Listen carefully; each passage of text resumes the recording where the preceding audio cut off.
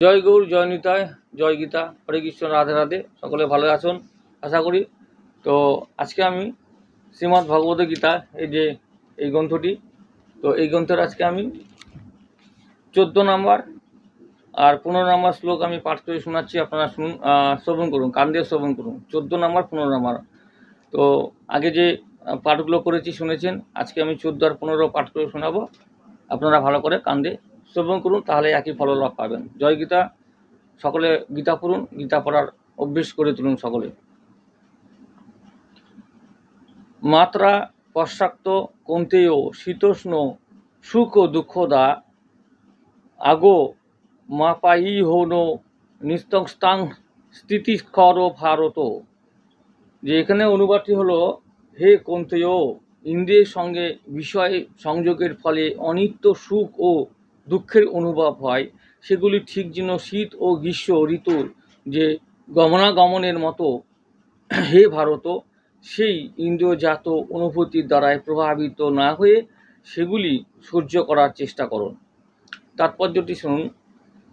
যথাযথভাবে যে কর্তব্য কর্ম সম্পাদন করতে হলে সুখ ও দুঃখের ক্ষণস্থায়ী যে গমনাগমনের প্রতি সহনশীল হওয়ার শিক্ষা লাভ করতে হয়, অর্থাৎ হবে।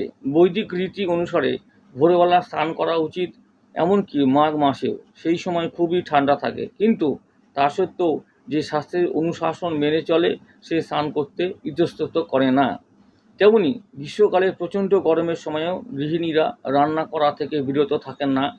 আবহাওয়াজনিত অসুবিধা সত্ত্বেও মানুষকে তার কর্তব্য কর্ম সম্পাদন করতেই হয়।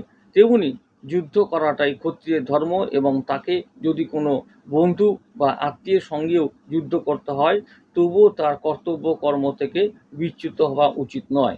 জ্ঞানের স্তরে উন্নতি হতে হলে ধর্মীয় রীতিনীতির যে শাস্ত্র নির্ধারিত অনুশাসন মেনে চলতে হয়, কেননা জ্ঞান এবং ভক্তির ফলেই কেবল যে মায়ার কবল থেকে মুক্তি লাভ করা যায়। এই শ্লোকে অর্জুনকে দুটি ভিন্ন নামে সম্বোধন করাটাও খুব তাৎপর্যপূর্ণ। তাকে কন্তেয় নামে সম্বোধন করার মাধ্যমে তার মাতৃকুলের মহান রক্তের সম্পর্ককেই সূচিত করে, এবং ভারত নামে সম্বোধন তার পিতৃকুলের মাহাত্ম্যকে সূচিত করে। উভয় দিক থেকেই তিনি সুমহান বংশজাত ছিলেন।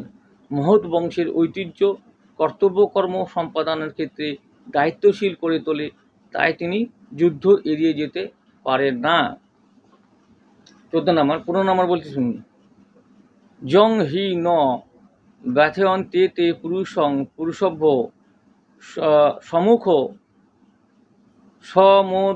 সমদু খসুখং ধীরং সহস্মিত তাই কল্পতে।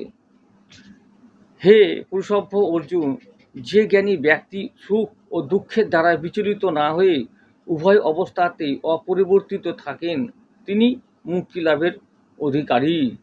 তাৎপর্য হলো, যে মানুষ সুখ এবং দুঃখের সম্পূর্ণ অবিচলিত থেকে তার যে পারমার্থিক উন্নতি সাধন করতে দৃঢ় প্রতিজ্ঞ হন, তিনি অবশ্যই মুক্তিলাভের যোগ্য নন। তো মুক্তিলাভের যোগ্য হন।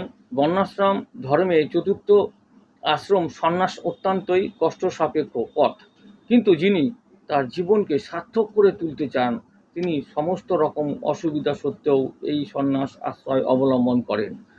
অসুবিধার উদ্ভব হয় প্রধানত স্ত্রী পুত্রের সঙ্গে সম্পর্ক ত্যাগ করে পারিবারিক বন্ধন ছিন্ন করার জন্য, কিন্তু যিনি এই বন্ধন থেকে মুক্ত হতে পারেন, নিঃসন্দেহে তার পারমার্থিক জীবন সার্থক হয়ে ওঠে।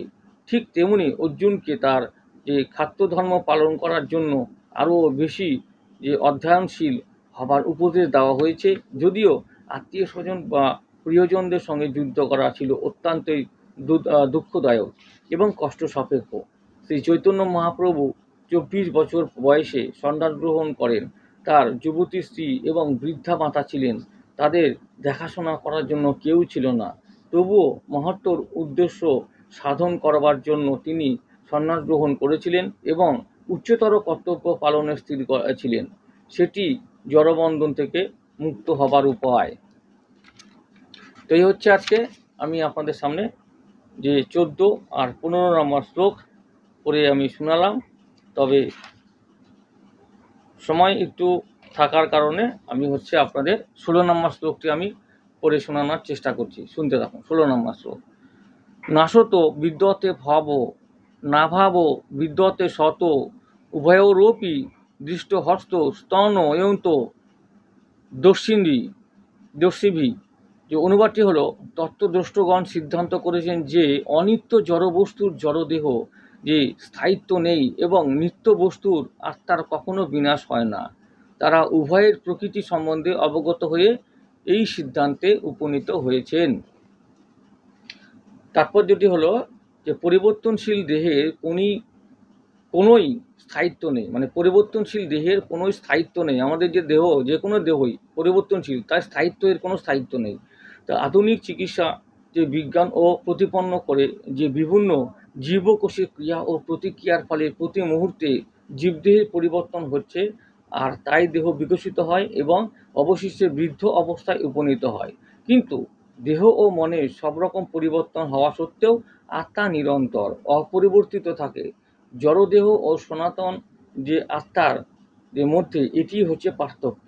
প্রকৃতিগতভাবে দেহ সর্বদা পরিবর্তনশীল আর আত্মা হচ্ছে শাশ্বত সনাতন। এই সিদ্ধান্ত যে নির্বিশেষবাদী ও সবিশেষবাদী উভয় শ্রেণীর যে ত্রষ্টদ্রষ্টারাই স্বীকার করেছেন। বিষ্ণু পুরাণে বলা হয়েছে যে শ্রী বিষ্ণু ও তার যে ধাম সকল শতপ্রকাশিত চিন্ময় জ্যোতির দ্বারাই উদ্ভাসিত। তাই সমস্ত তত্ত্বদর্শী যে মহাজনেরাই নিত্য ও অনিত্য বলতে চেতন ও জড় বস্তুকেই উল্লেখ করেন। যে অজ্ঞানের দ্বারাই মহাচ্ছন্ন যে বদ্ধজীবের প্রতি ভগবান শ্রীকৃষ্ণের এটি সর্বপ্রথম উপদেশ। জীব ভগবানের অবিচ্ছেদ্য অংশ, তাই সে ভগবানের নিত্য দাস। এই জ্ঞান উপলব্ধি করা হলেই যে অজ্ঞানতার যে আবরণ উন্মোচিত হয় এবং যে তখন ভগবানের সঙ্গে জীবের যে উপাস্য আর উপাসকের সম্পর্কে পুনঃ প্রতিষ্ঠা হয়ে থাকে। আত্মবিশ্লেষণের মাধ্যমে পরম তত্ত্বে প্রকৃতি সম্বন্ধে অবগত হওয়া যায়।